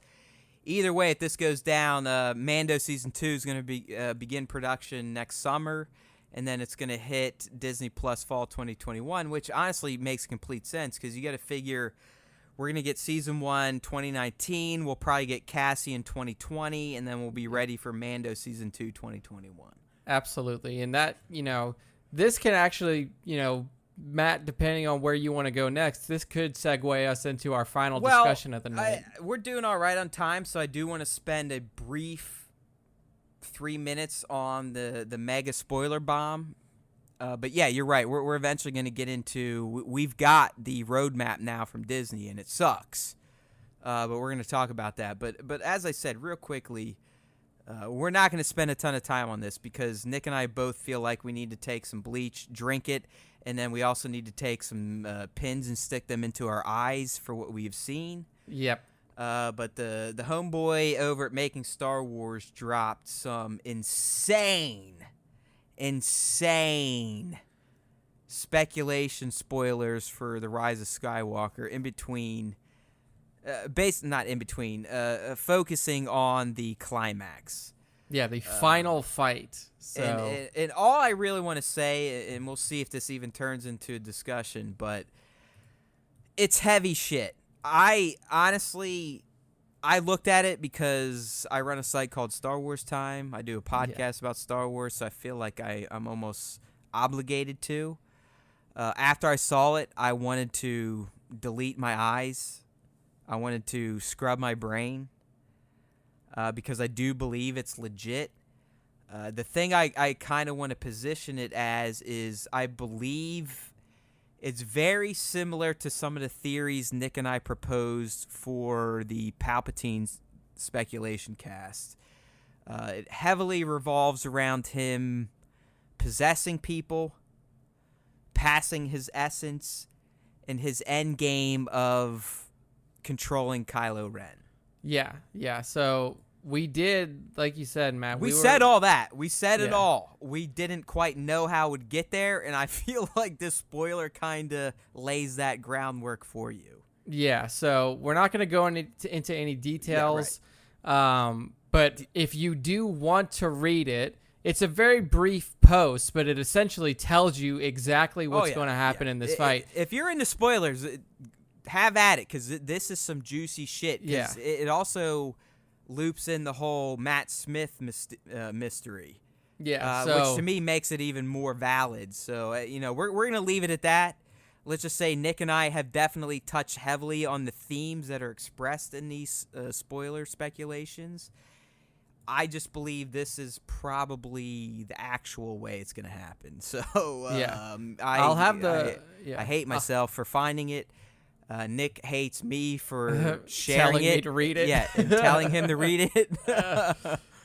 But it'll be in the podcast post if you want to read it and get the full context of what the spoilers are or what the possible scenario is to the last fight of the Rise of Skywalker. It will be there, but we are not going to go into all the details in the cast just to avoid anybody who is out there trying to stay as clean as possible. It's spoiling the end of the movie, so yeah, exactly. Like this is the very end of the film. It's heavy shit. So have at it. So transitioning on, we just talked about Mandalorian possibly moving into season 2, moving into 2021. Matt, you mentioned that we now finally have the roadmap for what is going to happen to theatrical Star Wars post Rise of Skywalker. Yeah, this came out this week, and it was massive news for people. To me, the interesting thing about this reveal is how people interpreted it. So what we got from Disney is they laid out their roadmap for their movie projects pretty much from now until I believe 2026. Yep. And really what we got is what's going to happen with Star Wars as well as some of the other big projects. I mean, it was revealed there's going to be fucking 5 Avatar movies. Which is insane, but whatever. Coming from a guy that hates franchises. I mean, James Cameron literally hates the MCU. Yeah. Yet he's creating a 5-film franchise, whatever. I mean, that's James Cameron for you. I mean, for us, the important thing here, Nick, is we know now what's happening with Star Wars movies, and it's not good. Yeah, it's not good at all. It's not good at all. I mean, we brought this up. We mentioned the interview Kathleen Kennedy gave to MTV News during Star Wars Celebration saying, there's going to be a bit of a pause. Nick and I are like, it might be a year, 2 years tops. Well, now we know. 3 years. 3 years! 3 fucking years! You guys happy now? Are you angry fucks that took enjoyment in Solo failing at the box office because you're like, I'm not going to go see this because I didn't agree with TLJ? Are you guys fucking happy now? Are you fucking happy now that we're now going to be in the no man's land of Star Wars for the next 3 years after Rise of Skywalker? Does that make you feel like you accomplished something? Do you feel like you've made the world a better place now because Star Wars movies have been canceled until 2022? It's a hard thing to have to fucking fuck all that, man. Fuck all that, because you know there was going to be at least one more coming out in 2021, a standalone. Well, look, we heard from Iger that they had Star Wars all the way through 2020. Like, that was still when they were doing. Yeah, this was before I'm sorry, Solo. you're right. Yeah, it was going to be 2020. Yeah, like we knew that there was going to be something. It's probably going to be that. It was honestly probably going to be the Tatooine, or maybe even a Solo too. Yeah, exactly. Like we heard about that canceled. Essentially. I didn't go to Solo because I didn't like Last Jedi. Isn't that funny? It failed. Ha ha ha ha! Fuck you, Disney. Fuck you, Kathleen. No, fuck you. And now we're in a position to where, and like we were saying with Mando, like we're gonna have content. We're gonna have Mandalorian. We're gonna have Cassian show. We're gonna have Star Wars Resistance. I don't give a shit, Nick. I want fucking movies. I want standalone movies. Yeah, the Disney Plus stuff I think is gonna be fucking ace. Yes. That's not the point. I think that shit's gonna be awesome. I'm here for the fucking movies. I've been here for the fucking movies since I was 0. I want the goddamn movies. I don't give a shit about the shows. Yeah, shows are great. Those are bonus to me, though. I want the fucking movies, and the fact that we're not going to get another one until 2022 is insane to me. It's insane to me. And the reaction from some people proves that Star Wars fans are all still fucking insane. I mean, we were getting shit like, oh, that's good news. Maybe they'll figure their shit out finally. And I just go like, you know what? If I wasn't trying to grow an audience, I'd fucking ban you, I'd block your ass, and I'd tell you you're a fucking moron. Yeah.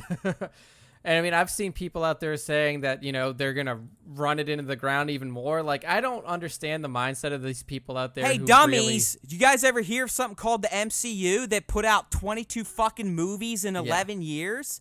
Fuck off. Yeah, like get the fuck out of here with this fucking fatigue bullshit with Star Wars. It is a stupid conversation in this day and age when the MCU can put out 3 movies in one calendar year and they all make a killing. Get the fuck out of here with that fucking oversaturation fatigue bullshit. That is bullshit.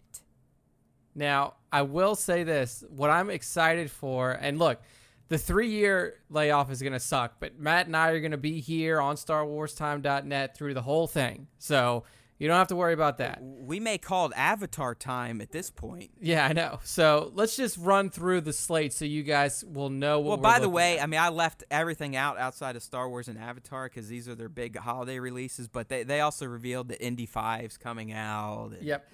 Some other bullshit. But, I mean, really, like I said, everyone interpreted differently. Here was my fucking title lead. Star Wars movies taking a 3-year break.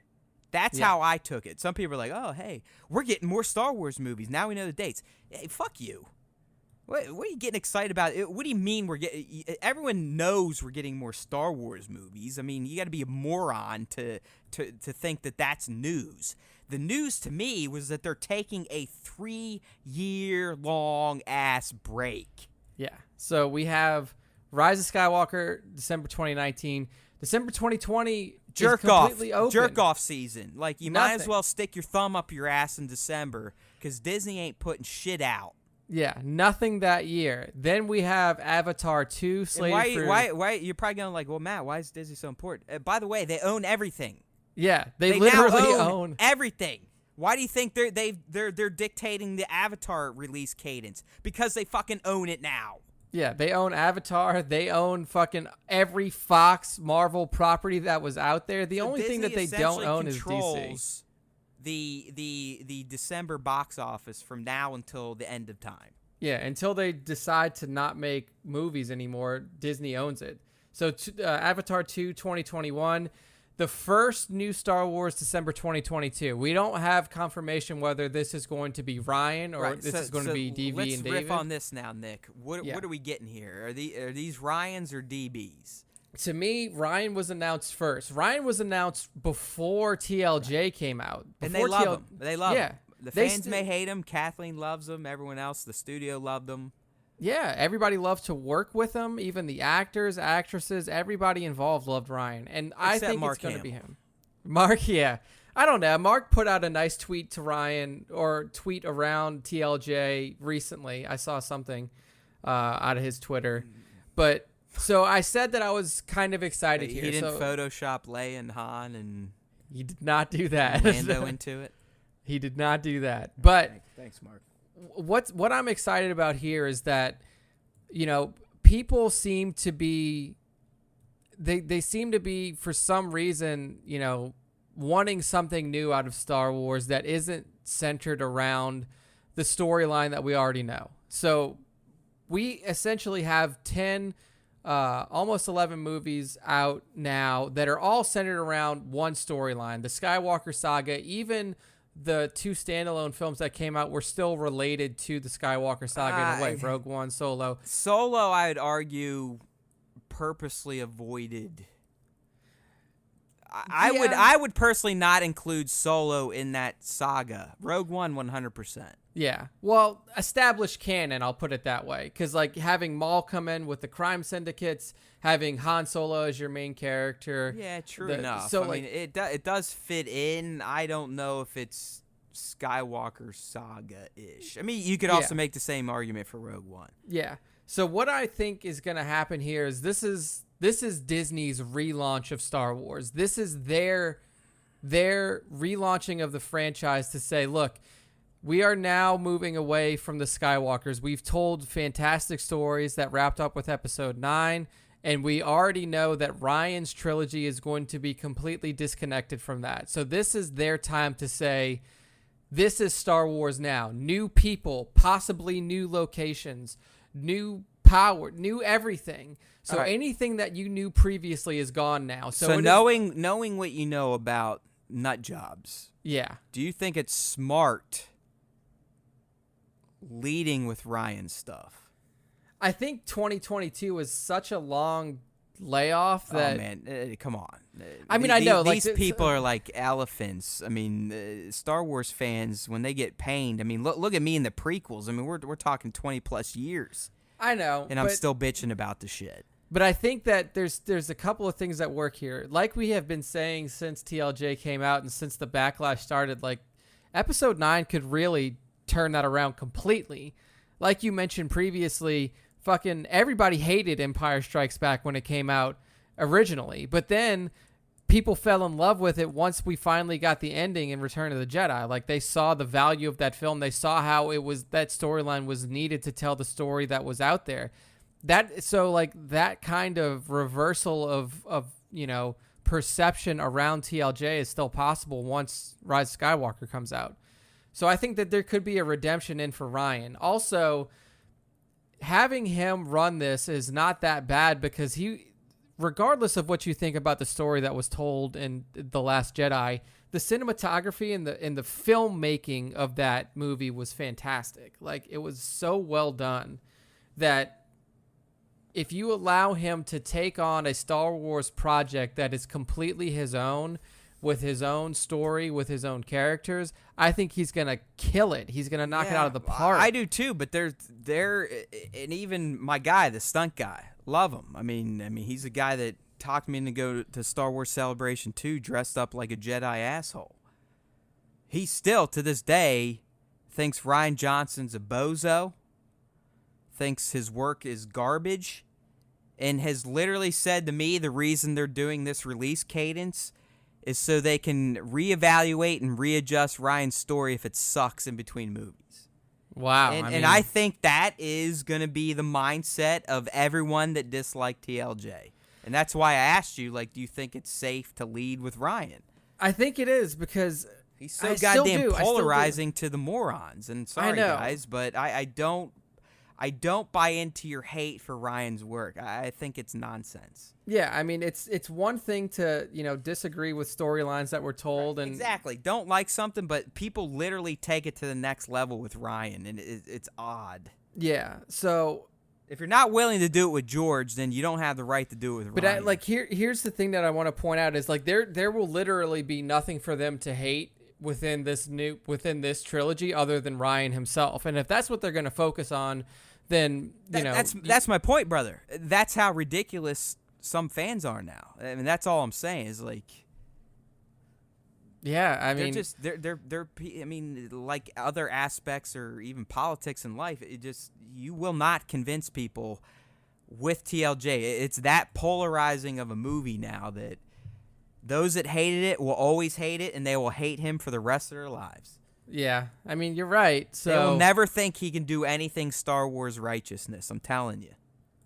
And then also, so the other, like, aside from it being a complete reboot and having, I think the trailer is going to be the big thing. Once it comes out and people see the trailer, I think if the trailer is knockout, like we saw with TFA and we saw with Rise of Skywalker, then people will probably forget about it. They'll Dude, be I'll like, tell you right now, "Whatever, it's at fine." this point, like, it's so spaced out. I mean, when the fuck are the Got Bros or Ryan going to do their trilogy? I mean, it's like... Yeah, so that's what I was going to say, This release though. schedule is so fucking moronic to me. Yeah, that's what I was going to say, though, is like if we are doing Ryan trilogy all the way through to 2026, then that means the Game of Thrones guys, DB and David, they have their own stuff coming out after 2026? To the late 2030s, which is insane. And Nick, I'm telling you, and Iger has said as much, they are now scared to release more than one Star Wars movie a year because of the fucking Solo fail.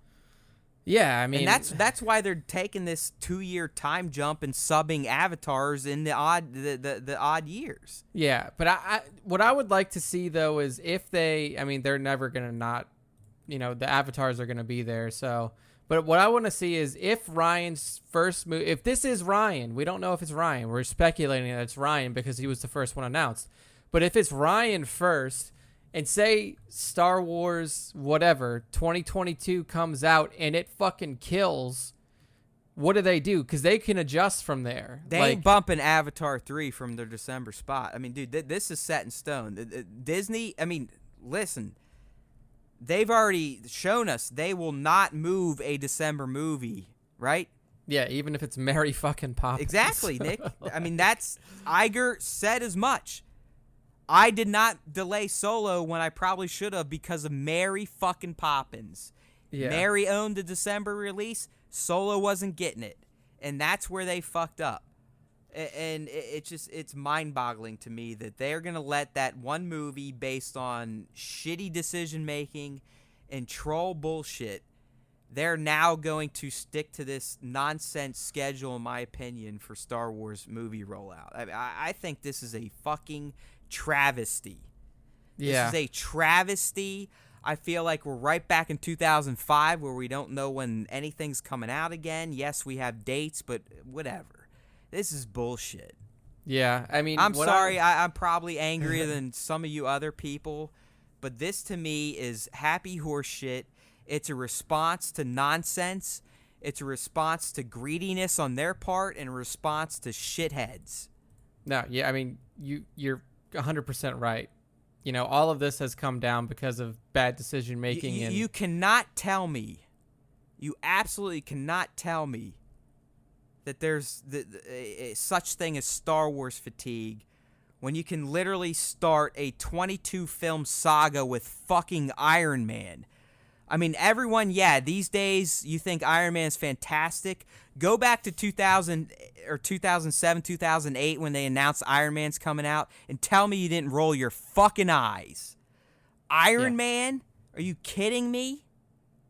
And look what that fucking turned into.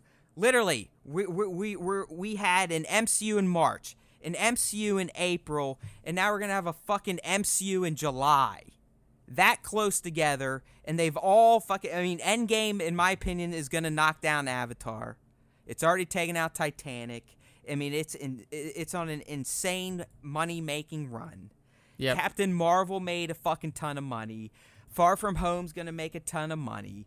I just have a hard time believing that 2 Star Wars movies released in the same year can't be successful. It's a joke. It's a cop-out. It's pussy shit. It's reacting to fucking trolls, and I hate that. To me, it's no different than Disney firing James Gunn over troll bullshit. It's knee-jerk fucking nonsense. Yeah, I mean, I will say this, that I think that there's wiggle room. I know that, like, right now it doesn't look like it because they've laid their cards out on the table. Like, they can shift shit. Like, they can. That's why Nick's the Jedi. I mean, this guy, he's a very optimistic young man. I'm a glass half empty, pessimistic asshole. Yeah, like, they can, and look, we're looking at December releases God here. damn it! I'm sweating. I'm so angry at this shit. Like I'm genuinely upset at this news. But if we look at the possibilities around movie release schedules and how things can change, I mean, like I said, if say 2022 comes around and we get Ryan's first movie and it knocks it out the park, what they can do is, like, they won't accelerate it a ton, but what they could do is they could move 2024's movie from December to summer. They can move it back to summer. Well, Nick, we can't. We won't make $1 billion a film if we release 2 Star Wars movies in the same year. But that's but it wouldn't be 2022, 2023. It would be 2022 December, 2024 summer. So you would move that one up by 6 months. And then you could have your next one come out a year later. If that one kills too, you could go 1 year and have the next one come out summer 2025. I think you're living a pipe dream. I'm trying to stay, optimistic, because I really think they're committed to this schedule, and I think it's a joke. I really do think that they could shift, though. If it drops $1 billion again, like if it comes back, Rise of Skywalker ends on $1 billion, and then this new movie comes out and makes $1 billion, they will rethink their whole approach here. I mean, also, who the fuck needs 5 Avatar movies? I don't know, not me. I wasn't a huge fan of that. I loved Avatar, but I'm going, like, it's literally been 10 years since the first movie. I don't even give a fuck. It's very true. He's literally taken so long that I could. The first movie should literally just be it. I feel like at this point, all you can do is water down the franchise, and that's exactly what they're doing. Yeah, I don't know what the logical follow-up is the after fuck the first are 5 movie. Avatars? I mean, where the fuck can you even go? Yeah, I guess we'll find out. But one other thing I want to bring up is we were talking about, one or the other. If this is Ryan's trilogy in 2022, where are DB and David's movies going to end up? And the same could be said if it's David and DB coming out in 2022, where's Ryan? Disney Plus is still here. And I know that Iger said initially, I'm not putting any movies on there. I know he said for the time being, but I really do think that Game of Thrones, the guys behind Game of Thrones, they're used to making massive productions. So you think for they're television. You think they're set for TV? I thought so initially because they did reveal it as a trilogy though, didn't they? No, they said series of films. They said the Game of Thrones. Would you call Game of Thrones films though? No, but I do think that they would do a film anthology if they were to go out on Disney Plus, because Game of Thrones is written as a series. I don't think if you're gonna do it, you would do it as a series of movies, but they wouldn't be episodic like Game of Thrones is. It would be a little different. It's hard to understand. It's hard. I guess it is all up in the air, but I initially took it as they're getting a trilogy of cinema movie. Yeah, I mean now, but like you said, now we would be into mid 2030 by the time I'll be third dead movie by then. I mean, at this point, look at this schedule. I don't think there's a shot in hell I'm going to see new Star Wars 3 in 2026. I mean, I'll be damn near halfway to 50 at that point. Yeah, so what? That just makes me want to jump off a cliff even saying it. Yeah. Halfway to 50? It's a while away, but I mean, God, this is depressing.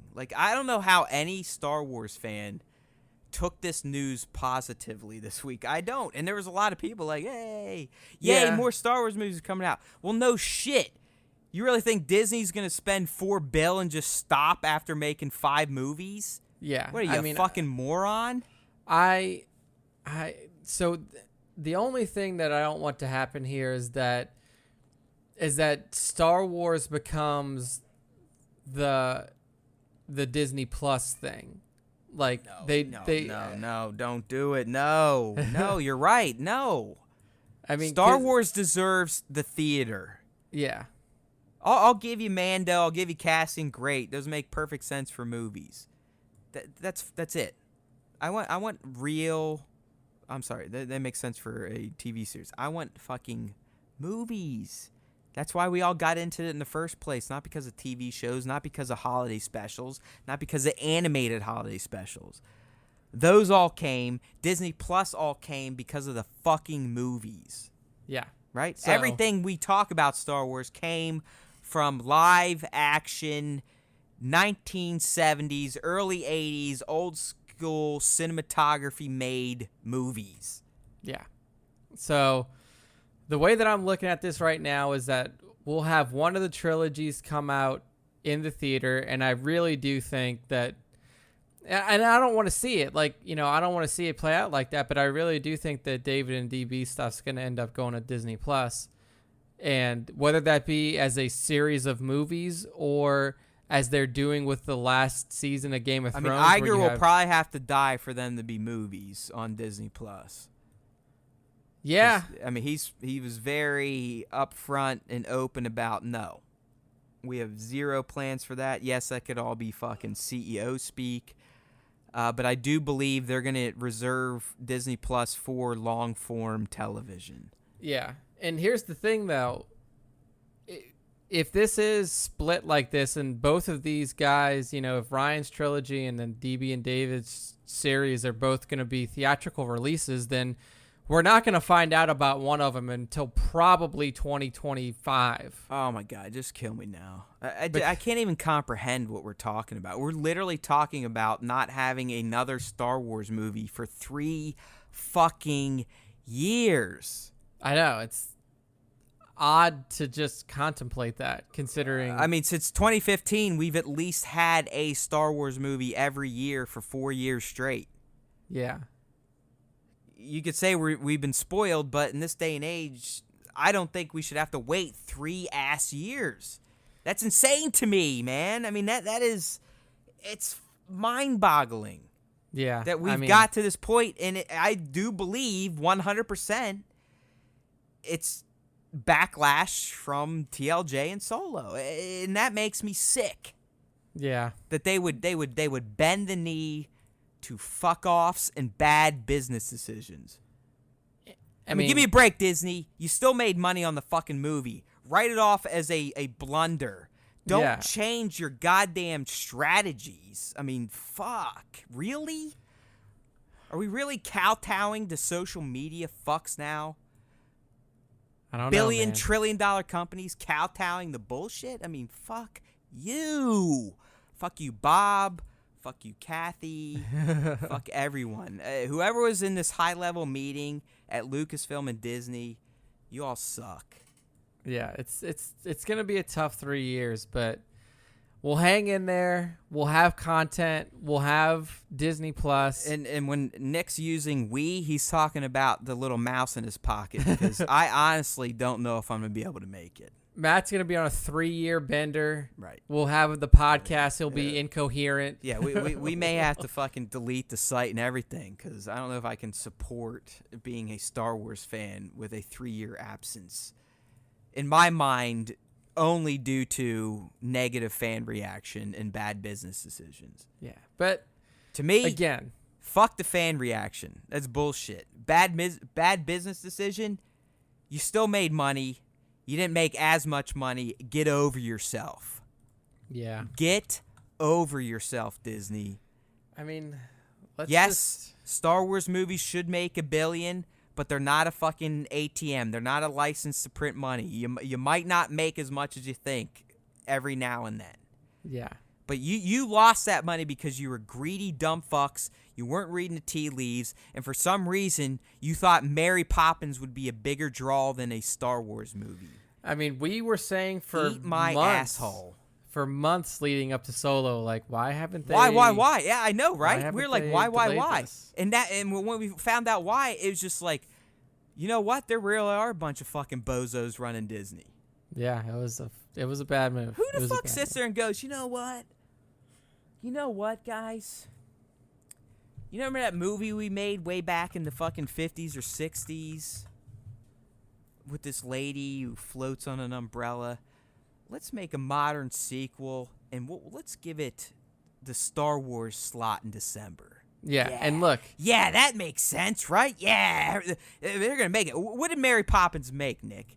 Mary Poppins in the Star Wars slot didn't even make as much as Solo. It made 349 million worldwide. Hey, Bob, eat a dick. Eat my dirty dick. I mean, get the fuck out of here. How's this guy running a company?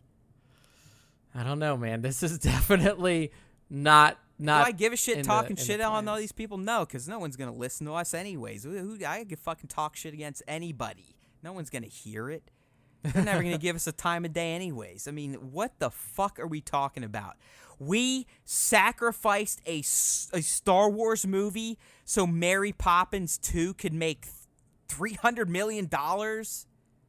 Yep. Fuck that's how it went. It wasn't even number one in its weekend. Oh, my God. Now I'm just even angrier now.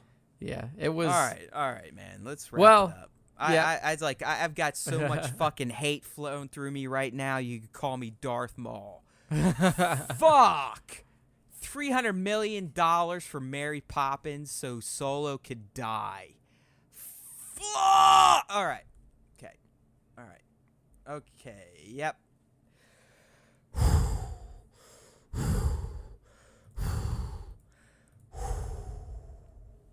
Thank you, Ray. You give me the inner peace and calmness that I need to end this cast. I appreciate you, even though most idiots don't and think you're too OP. I think you're awesome, and I love you. All right, man. Well, it honestly, it's been a fun cast. I mean, we covered some fantastic stuff. I'm sorry that last piece I got a little negative, got a little explicit. That's how I roll. I wear my emotions on my sleeve. That's why I'm the Sith, right? I can't contain my emotions. Nick clearly can. He's going to be all right, but I know deep down he's not excited about this shit either. You know, he's putting on the happy face because that's what Nick does. Someone in this partnership has to be positive, or we'd probably at the end of every cast want to slit our throats. I mean, that's the negative energy I bring to most discussions in life. I apologize for it, but I choose to live glass half empty, even more so when it comes to my passions, including Star Wars. But in the end, great cast, fantastic Star Wars art shared, some toys to think about if you want to get into it. I mean, obviously, the mega spoilers for Episode 9 if you want to check that stuff out. And you know where you can find all of it, my friends. If you don't, go fuck yourself. Yes, I'm still in that kind of mood, but StarWarsTime.net, that's where you're going to get it. StarWarsTime.net. There's always time for Star Wars time. You can't forget that lyric. Sing it, right? I sang it on the last cast when Nick disappeared because of the lightning. There's always time for Star Wars time. There's always time for Star Wars time. Yay! See, it's a fantastic song. Get it in your head. Let it live with you. Let it seep into your soul. StarWarsTime.net. That's where you can get links to subscribe to the podcast, which, by the way, is now on Spotify and TuneIn. You can also get it on YouTube, Google Play, iTunes. It's all over the motherfucking place. All over. We just need you to subscribe, to like, leave ratings and reviews. Because trust us, as angry as I sound, I'm a softie when it comes down to life, when it comes down to your support, when it comes down to the comments you leave us. It touches me. We love it. It's what keeps us going. So keep that stuff coming, people. Trust us. How can we make this more interesting to you?